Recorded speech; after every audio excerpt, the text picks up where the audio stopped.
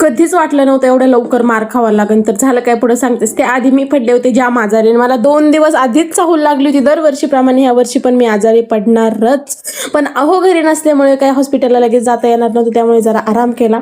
आणि तसं दुपारी उठल्यावर पिल्लूची अशी काही मस्ती चालू. जेव्हापासून आम्हाला पाय फुटलेत ना उभं राहिला, तेव्हापासून आम्हाला जमीन नकोशीच झालेली आहे. आणि आज मार खायचं कारण हेच होतं का आई तो सकाळपासून मला घेतलं नाही, त्यामुळे तुला मार खावाच लागेल. तर आता काय खाते बाबा, मार चुकी माझीच आहे ना.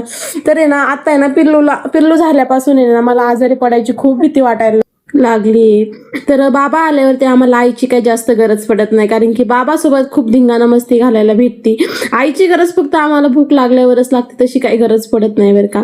त्यानंतर बाबाला खूप घाई त्यांच्या लेकाला मोठं करायची नाही, कार्य होणारेचे थांबा झाला. त्यानंतर हा एक खेळ यांचा दोघांचा.